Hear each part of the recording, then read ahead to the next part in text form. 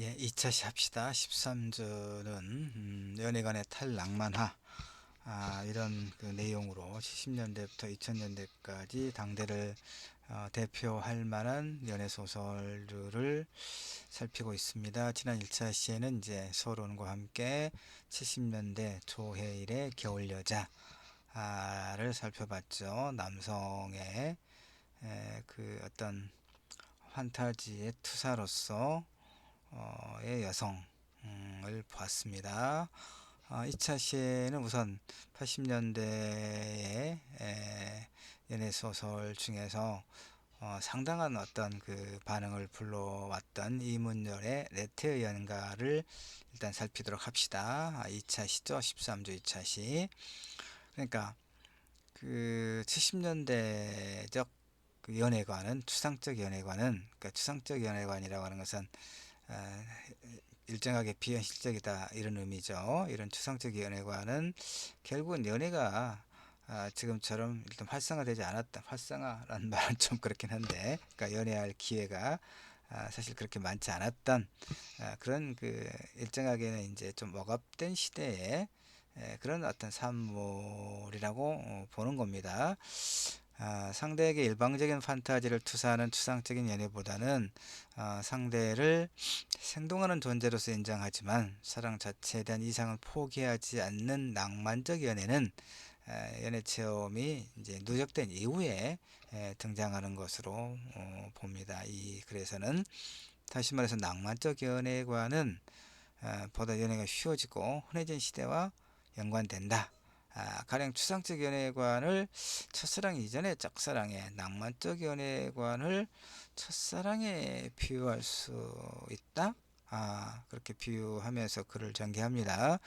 연애를 겪어보지 않은 사람은 상상 속에서 각종 판타지를 구해낸 상대를 꿈꾸기에 몰두하기 쉽다. 그런가 여러분? 연애의 기회가 생기면서 그런 더 이상 상상 속의 상대가 아닌 생동하는 상대를 바라보며 연애를 진행하지만 사랑 자체에 대한 이상은 포기하지 않은 채 위력을 발휘하더라. 사랑 그 자체에 대한 낭만적 꿈의 폐기는 고통스러운 환멸을 겪은 이후에 사랑이 쓴맛을 본 후에 그 얘기죠. 쓴맛을 본 후에 사랑 자체에 대한 낭만적 꿈을 이제 폐기하고 보다 현실적으로 돌아온다 이런 얘기입니다. 자, 관계에서 이상을 중핵으로 하는 핵심으로 하는 낭만적 사랑은 환멸의 사랑보다는 미숙하거나 젊은 단계이지만 추상적 사랑보다는 연애가 보다 활성화된 시대와 연관돼서 이야기를 할 수 있다는 얘기죠. 낭만적 연애관은 연애가 아주 드물지는 않지만 그렇게 만연하지도 않은 시대의 그런 산물. 그래서 추상적 연애관과 환멸의 연애관 사이에 놓인 교두보, 80년대적 사랑을 지금 이렇게 규정하고 있는 거예요. 그래서는 이런 사정을 이문열의 소설을 통해서 한번 살펴보자. 이런 얘기입니다. 이문열의 레테 연가도 이제 신문에 연재를 한 다음에 1983년에 이제 초판이 간행됐어요. 37살에 성공하는 화가이자 유부남인 민승우와 27살인 노처녀 희원의 연애담. 80년대는 27살이면 노처녀였군요. 지금은 지금은 전혀 아니죠. 예. 10달가량 지속된 이들의 관계는 기묘한데 오늘날로 보자면 연애를 연애답게 해줄 이렇다 할 사건 자체가 없는 사실은 그런 거예요. 두 사람이 서로에게 호감과 열정을 느끼는 정황은 분명하지만 문제는 그런 상태, 소위 그런 연애를 대하는 민중의 태도인데 그런 더할 나위 없이 지극한 애정을 표현하다가도 갑자기 냉정해지는 등 지속적으로 갈등, 왜냐면 이제 유부남이기 때문에 그러기도 하겠죠. 그런 애초부터 우리는 도덕적일 수 없다는 단정 때문에 그녀에게서 몰이 도망갔다가도 내 비겁과 소심에 대한 모멸감, 희원 그 여성에 대한 명목적인 열정을 억제할 수 있으라는 또 일종의 자신감, 그리고 어쩌면 가장 큰 이유가 될는지는 모르지만 무모한 애착 때문에 그녀에게 다시 돌아오는 그런 이제 인물의 어떤 성격을 잘 그리고 있는 소설입니다. 그런 도덕의식과 열정 사이에서 끊임없이 분열하고 있는 존재죠. 특히 그들의 관계는 이 섹슈얼리티를 철저히 배제하고 있는 점에서 또 특이해요. 그들은 가장 열렬한 연애를 할 때조차 탁자 하나 건너에 단정한 담화와 어깨와 어깨 사이가 한 뼘쯤 이렇게 떨어진 정숙한 산보로 데이트 시간을 채워요. 손도 잡지 않는다는 얘기죠. 이미 로맨스로 발을 들여놓은 그들에게 성은 그들과 무관한 하나의 추상일 뿐으로, 이문열, 예. 민승우는 여러 번 희혼을 안 할 기회를 갖지만 그때마다 초인적인 자제력을 발휘해서 그 기회를 흘려보내요. 민승우는 성을 배제하는 관계를 추구할 뿐만 아니라 이번에 민처지에 처녀를 만난 데는 죄책감에서 끝내 헤어나오지 못하는 그런 인물이죠. 여기에서도 민승우의 도덕의식은 본면의 중핵을 이루는데, 열정과 도덕의식 사이에서 지속적으로 갈등하던 그는 희원과 외국으로 도피할 계획을 포기하고 희원에게 이별을 이제 고하는 그런 이제 그 이야기로 전개됩니다. 앞에 좀 볼까요? 레테 연가에 대한 이제 그 학술 연구로 성의 엄숙주의와 음, 성의 엄숙주의와 수동적 여성상에 초점을 맞춘 연구가 있고, 예술가로서의 진정성을 추구하는 예술가 소설적 특성에 주목한 연구도 있고, 뭐 이렇게 연구가 있는데, 이문열 연애관의 시대성을 이런 이제 기존의 그 선행 연구들이 이문열의 연애관의 시대성을 지나쳤다 그 말이에요.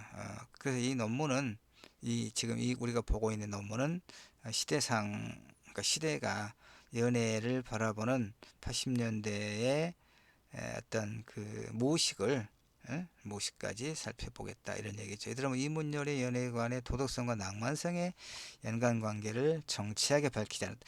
치밀하게 그 말이죠. 이 논문은 그것까지 살펴보겠다 뭐 이런 얘기죠. 어쨌든 예술을 예술답게 만드는 가장 중요한 요소 중에 하나가 도덕적인 요소다 이런 생각과 함께 사랑의 본질은 자신을 위한 것이 아니라 남을 향한 것이다 라는 생각이 그의 신조가 돼 있어요. 그래서 그런 도덕의식과 이타심이 발현해서 희원을 떠났다.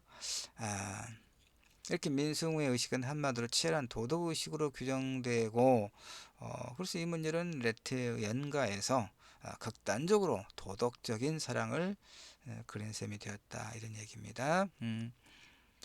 자, 여기 이제 그 민승우의 그 어떤 사랑관인데 이제 지문을 좀 인용해 놨습니다. 지금으로 볼 때는 대단히 경직된 경직된 그런 어떤 도덕적 사랑관을 보여주고 있습니다. 조금만 읽어볼까요? 자, 희원이는 사랑이 본질적으로 도덕적인 것으로 생각하나 아니면 비도덕적으로 생각하나? 여러분 어때요? 사랑이 본질적으로 도덕적인 것인가요? 비도덕적인 것인가요? 사랑을 도덕의 관점에서 특히 이성 간의 사랑을 보고 있습니다. 예. 그러면서 아니야, 본질적으로는 도덕적인 것이야 라고 이야기를 하지요.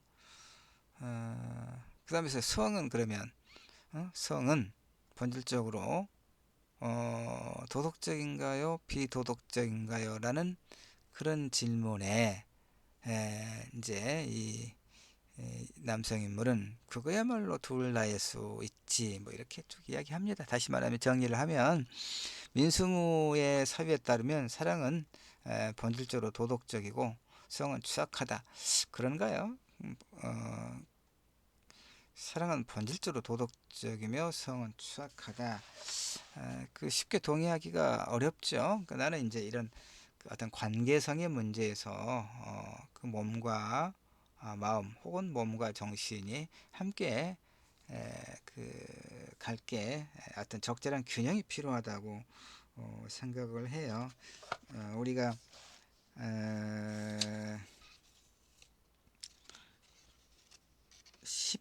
12주차에서 그 퀴어 소설을 통해서 관계 사랑의 본질을 이제 살폈던 바 있잖아요. 12주차에서 지난주에 그런 거 그때 이야기했던 것처럼 사랑이라고 하는 것은 몸과 몸과 정신의 어떤 합주다라고 나는 생각해요. 그래서 이렇게 보는 것은 대단히 이제 어떤 도덕적인 관점에서 성을 보는 것인데, 하여튼 80년대 이문열의 소설 레트 연가에서는 이렇게 강조되고 있음을 우리가 볼 수 있어요. 그러니까 이렇게 도덕적인 고려가 승인한다는 민승의 생각은 도덕적인 사랑의 가치를 역설한 작가 의식을 반영한다고 우리가 볼 수 있죠. 이러한 도덕적 사랑은 많은 부분에서 낭만적 연애관과 그러니까 낭만적 연애관, 그러니까 이상적인 연애관이죠. 예. 우선 도덕적 사랑은 사랑을 육체를 배제한 정신상의 최고치로 봐요. 그런 측면에서 매우 이상적인 연애관이죠. 즉 낭만적 연애관. 또 민승우의 사랑과는 사랑을 통한 자아의 성장을 사랑을 통한 자아의 성장은 매우 중요한 가치이긴 하지만 이제 그런 측면에서는 낭만적 사랑의 전통적인 규율이다 이런 얘기죠. 그래서 민승우는 내가 그들을 상대로 꿈꾼 사랑은 그것을 통해 둘의 정신이 보다 높게 끌어올려주고 우리 사리가 생이 진 온갖 고통스러운 부하는 그 무게가 줄어들 수 있는 어떤 것이었다. 이제 이것도 사실은 좋은 가치라고 봐요. 사랑의 관계에서 이렇게 가볍게 볼 문제는 아니죠. 다만 이제 어떤 성이라고 하는 그런 어떤 그 관계를 섹슈얼리티를 부도덕한 것으로만 치부할 필요는 없겠다 이렇게 생각이 들어요. 나 같은 경우는. 자, 그 다음에 이제 이렇게 낭만적인 사랑은 결국 이제 플라토닉한 이상을 함유하고 그걸 통한 연인의 정신적 고향을 중대한 미덕으로 여기고 있는 거죠. 그래서 이 레테 영가의 남성 인물 민승우의 도덕적 사랑은 결국 낭만적 연애관의 전형을 보여준다고 볼 수 있어요. 때로 낭만적 사랑은 성적 연결성, 그러니까 아주 도덕적 순수성을 연결성이라고 얘기했죠. 성적 연결성과 동전의 양면처럼 한 몸을 이루는 것으로 인식되고 있는데, 역시 성을 죄악시하는 민승우의 연애관과 낭만성을 이제 잘 보여주는 그런 내용이 되겠어요. 그러니까 이제 어찌 보면 이런 이문열의 도덕성과 낭만성은 이제 모순적인 것으로 보일지 모르지만 같은 뿌리에서 발생한 하나의 그 가치다 이런 얘기예요. 또한 낭만적 사랑은 이제 그 본질상 여성이 가정과 모성의 가치를 중시하도록 그러니까 결국 이 낭만적 사랑 그러니까 이 연애관은 결국은 그 여성의 그러니까 가부장적인 그런 어떤 연애관과 그 맥락이 같아요. 그러니까 여성에 대한 어떤 그 모성성의 강조 이렇게 봅니다. 그래서 이문열 소설의 낭만적 여기 밑에 나와 있죠. 여기 이를테면 26번 각주를 보면 낭만적 사랑의 이상은 결국 현모양처 이상을 일종의 세속적 종교로 만들었다고 이야기해요. 이 시대에도 낭만적 사랑의 이상과 도덕적 정결은 병행하는 가치였다. 결국 낭만적 사랑의 이상은 현모양처의 양산에 기여했다. 현모양처가 뭡니까, 여러분? 현명한 어머니, 그 다음에 선량한 부인. 그러니까 여성의 역할을 가정 내에서 남편을 뒷바라지하고 아이들을 잘 기르는 그런 어떤 성역할 고정화의 하나의 그 상징이 소위 현모양처고, 이 낭만적 사랑의 이상은 바로 그러한 가부장제, 남성 가부장의 그 여성에 대한 성역할 고정화와 상당한 연관이 있다. 이런 의미가 돼요. 이런 이문열 소설의 낭만적 연애관이 결국 보수적이라는 혐의를 받는 이유를 잘 설명해 주는 그 이제 논이다 이런 얘기죠. 그래서 희호는 결국 정상적인 가정의 현모양처로 살도록 권장되고 있어. 이 소설에서 낭만적 연애관의 필연적인 부산물이다. 하지 않을 수 없다. 이런 얘기죠. 흥미로운 것은 이런 낭만성이 70년대보다 자유로워진 80년대의 성문화와 연관되고 있다. 이런 얘기인데, 이문일은 작가의 말에서 레트 양가를 말하죠. 자신의 소설이 매일매일 무슨 폭력처럼 자행되는 반도덕의 선전과 추상이나 문화의 탈을 쓴 채 갖가지 형태의 성적 부패를 부추기는 주장들이 이처럼 무성한 시대에 억균제, 균을 억제하는 그런 역할을 했으면 하고, 그런 이제 작가 말에서 그런 바람을 갖고 있다 이런 얘기죠. 그러니까 이 문제는 과거에 비해 개방된 성의식과 자유로워진 성문화를 이제 문제적으로 보고 있는 거고, 이것이 그의 소설 창작에 중대한 원동력이 되었음을 스스로 말하고 있다 이런 얘기죠. 이 사실은 점점 자유로워지는 성문화가 작가식에 영향을 미친다는 이 논문의 논지의 주장에 일정한 근거를 제공하고 있다 그렇게 보는 것이고, 이문열 소설의 낭만성은 과거에 비해 개방된 성의식이 만연했던 80년대적 현실에 대한 하나의 반동으로서 역설적으로나마 시대의 산물로 볼 수 있다 이런 얘기입니다. 70년대 겨울여자의 이화가 고유한 개성과 생명력을 상실한 그런 인물로 등장했었잖아요. 그러니까 남성의 성적 판타지로서만 기능했던 여성이라면 80년대 이문희 레테 양가의 희호는 그 자질들을 다소간 그러니까 하나의 고유한 개성과 생명력을 일정하게 갖고 있다 이런 얘기죠. 이 소설은 여성 특유의 그 불안해하고 의혹하는 심리를 나름대로 치밀하게 묘사하고 있어요. 레테 양가를 말합니다. 희원은 완벽하게 이성적인 여자로 그려지지도 않죠. 오히려 작가는 그녀를 매력적이면서도 적당히 의문스럽고 계산적인 인물, 그러니까 현실적인 인물이죠.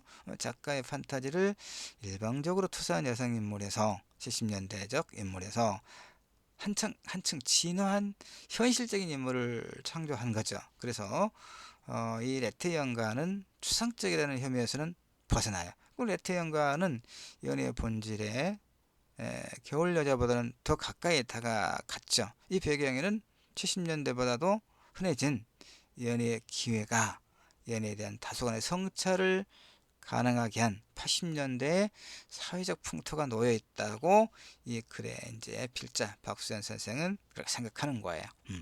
추상적 연애관이 연애를 체험하지 못한 청소년의 의식에 가깝다면, 낭만적 연애관은 연애를 경험했을 때 환멸을 곱씹을 만큼 깊게 체험하지는 못한 청년의 의식, 이제 90년대로 오면 환멸 연애를 경험하면서 환멸을 느낀 은희경의 소설을 만날 수가 있겠죠.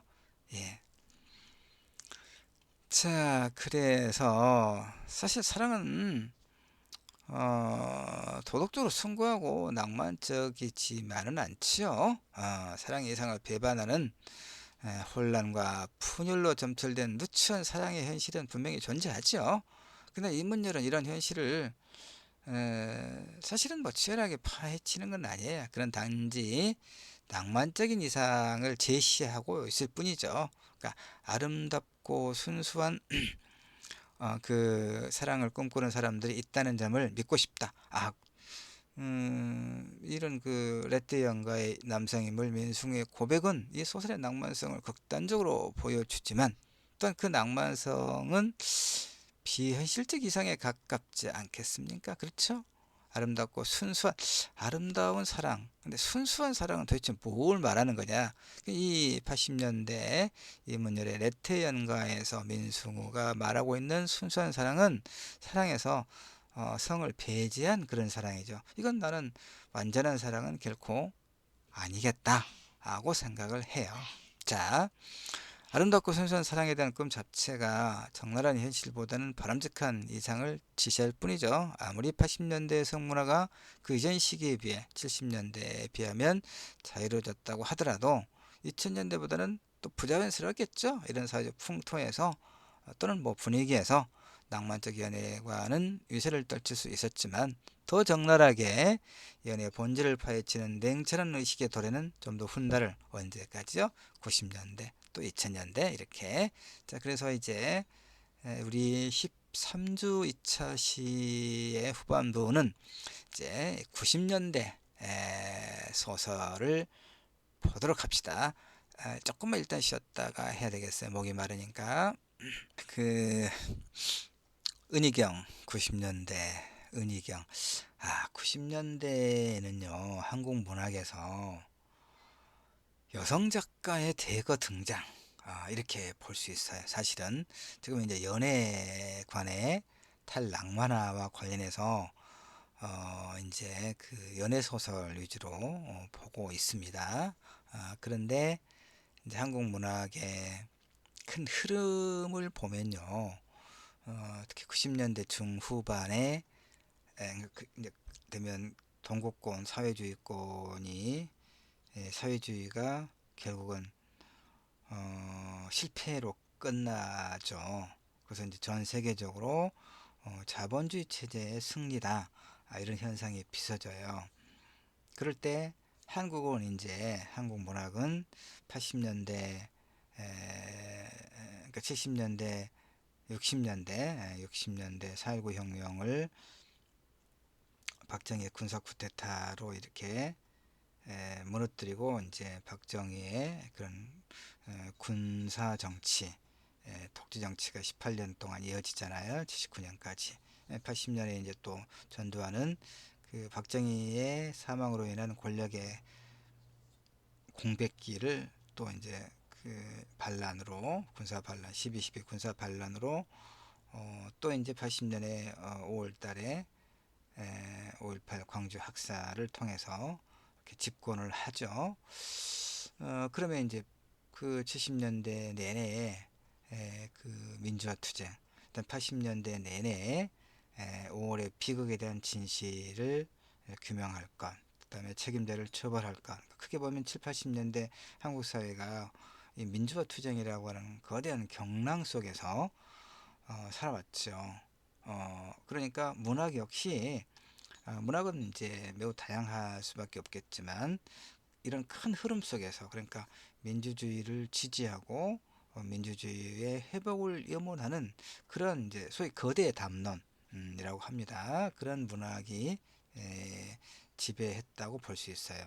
그런데 이제 아까 얘기했지만 90년대 중후반에 동구 사회주의권이 몰락함으로써 사실은 그러니까 이제 이 민주주의를 회복하고자 하고 그랬을 때 나는 이제 개인적으로는 동의하지 않지만 많은 그 소위 운동권에서 그 이상적인 어떤 모델로 갖고 있었던 것은 어떤 사회주의적 그러니까 자본주의 착취가 그걸 극복하는 그런 어떤 사회주의적 국가 모델을 꿈꾸었다는 것이 상당한 어떤 그 논의 속에 있어요. 그런데 그 사회주의가 하나의 이상적인 체제 모델이었던 사회주의가 동구 사회주의권의 붕괴로 이를테면 그 신기루가 사라졌다고 보는 거죠. 그러니까 급속하게 소위 문학 장에서도 거대 담론이 힘을 쓰지 못하고 사라져 버려요. 그러니까 민족이라든가 뭐 민주주의라든가 노동이라든가 이런 어떤 그 거대한 담론들 가치가 그런 걸 추구했던 문학이 싸그리 사라져 버린 거예요. 갑자기 사라져 버린 거예요. 그때 등장한 게 90년 중후반에 일련의 여성 작가들이에요. 신경숙, 은희경을 필두로 한 이런 작가들 이제 미시적인 서사를 다루죠. 그러니까 미시적인 서사가 뭐냐면 거대 서사, 거대 담론 속에서 말할 수 없었던, 이를테면 이런 섹슈얼리티라든가, 그러니까 인간의 욕망이죠. 내밀한 욕망, 이런 욕망, 관계, 그다음에 이런 섹슈얼리티, 그다음에 여성의 어떤 억눌렸던 그런 일상 이런 것들이 90년대 중후반에 이런 여성 작가들의 대거 등장과 함께 소위 미시서사 시대가 도래하고 그것이 이제 2000년대까지 이어져 오고 있는 거죠. 그래서 이제 결국 2000년대에 와서는 페미니즘, 그다음에 퀴어까지 이렇게 하나의 큰 이제 흐름을 보이고 있는 게 한국 문학의 흐름입니다. 자, 그러면 90년대 은희경의 마지막 춤은 나와 함께를 통해서 90년대의 연애를 바라보는 관점은 어떠한가를 살피도록 하겠습니다. 지금 2차 시하고 있죠. 2차 시간이 많이 남아있지는 않기 때문에 은희경 소설을 다 읽지는 못하고 앞부분만 보고 잠시 쉬었다가 3차 시에 은희경과 함께 2000년대 이제 아내가 결혼했다? 이런 부분들을 같이 보도록 할게요. 자, 낭만적 연애관은 사랑의 절대성을 엄결하게 신뢰하지만 종종 보수적 성도덕과 결탁하고 가부장제 질서를 옹호하는 경율로 동원되게 되다. 이건 뭐 알겠죠? 우리가 앞에 살펴봤죠. 자, 그런데 이제 그 은희경 소설도 신문에 그때까지는 신문에 90년대까지는 신문 연재를 많이 했어요.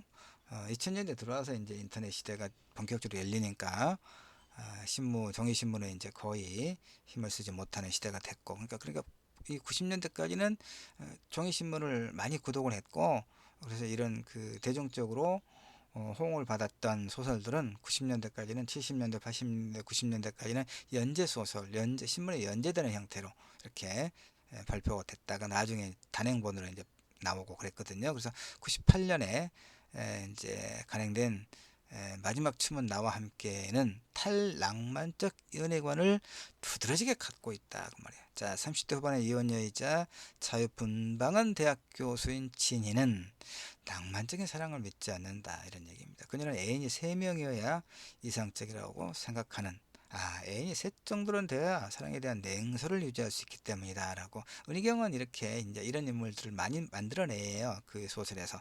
다시 말해서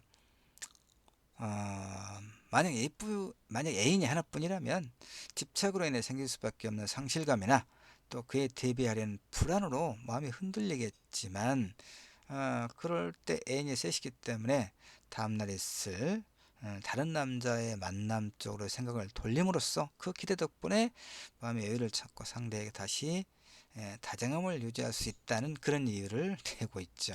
이것도 상당히 자, 여러 애인 중 가장 사랑하는 현석의 아이를 이제 이 진이가 갖게 됐을 때 진이는 망설임 끝에 현석과 상의도 없이 이제 아이를 지우는 또 그런 인물이기도 해요. 자, 그 다음에 진이는 이제 그 현석을 또 사랑함에도 불구하고 그와 헤어지려고 결심하고 또 다른 애인 정태는 아마 오랫동안 내 곁에 있을 것이라고 진이는 생각하고, 그건 왜냐, 정태와 나의 관계에는 환상이 없기 때문에. 사랑은 자유를 배신하고 법치주의를 배신하고 사랑하는 사람을 배신하고 지속되기를 거부함으로써 사랑 자체를 배신한다. 사랑은 나 스스로 만든 환상을 깨뜨려서 나 자신까지도 배신한다. 그러니까 탈낭만화의 연애의 탈낭만화의 어떤 그 하나의 현상을 잘 보여주는 그런 발화들이죠. 사랑에서 환상을 깨는 것이 배신의 역할이다. 환상이 하나하나 깨지는 것이 바로 사랑이 완결되어가는 과정이라면 사랑은 배신에 의해서 완성되는 점이다라고 이렇게 역설적으로 사랑을 읽어내고 있는 인물이 90년대 마지막 춤은 나와 함께 여성인물 진희의 그 연애관입니다. 은희경 소설을 보고 있죠. 90년대에. 자, 이렇게 진희의 연애관은 사랑의 절대성과 영원성 등 고전적인 낭만적 사랑의 가치를 불신하고 있어요. 그래서 이제 탈낭만적이다 이렇게 볼 수 있어요. 그러니까 진희의 탈낭만적 연애관은 굉장히 차갑고 비인간적으로 보이기도 하죠. 자, 그래서 결국 이제 그러면 이제 진이라고 하는 이 30대 후반의 여성 이혼했고, 그다음에 이제 대학 교수고 전문직 여성이죠 이제. 그런데 이제 왜 그런 소위 그런 탈낭만적 연애관을 갖게 되었는가가 중요하잖아요. 그래서 이제 뭐 이렇게 인용을 하고 있는데, 소설을 인용하고 있는데 설명을 좀 봅시다. 그래서 이렇게 진이의 연애관은 사랑을 얻기 위해 한숨 짓고 얻은 다음에는 믿지 못해 조바심을 내고 결국에는 그걸 잃어버릴까봐 스스로 피폐해지곤 했던 과거에 대한 반성적 의식에서 비롯. 사실 우리가 그렇긴 하죠. 사랑을 얻기 위해서 이제 한숨 짓고 다음에는 믿지 못해 조바심을 내고 결국엔 그걸 잃어버릴까봐 스스로 피폐해지곤 하죠. 지금도 사실 많은 연애가 그러죠. 그러나 의존적이고 어리석은 과민한 사랑으로 기울기 쉬운 자신의 기질에 대한 경계책으로서 이렇게 이제 그 사랑에 대한 낭만적 환상을 버리고 있다 이런 말이에요. 불온이 아니죠. 불안, 의존, 신경과민 등 열렬한 사랑에 따르는 그림자들은 분명히 존재하죠. 진이는 이런 그림자들을 체험해 보았기 때문에 어쩔 수 없이 탈낭만적 연애관을 형성하게 됐다 이런 얘기죠. 다시 말해서 사랑의 밑바닥까지 들여다보고 사랑 때문에 충분히 고통을 겪은 결과 도출된 연애관이라는 점에서 진이의 연애관은 70년대와 80년대, 70년대 추상적, 80년대의 낭만적 연애관보다 훨씬 설득력을 갖고 있죠. 이건 뭐 사실 2000년대, 2020년대 우리가 2020년대도 충분히 긍정할 수 있는 그런 연애관이다라고 나는 일단 생각을 해요. 여러분 어떨지 모르겠네. 자, 2차 시 일단 여기까지 할게요.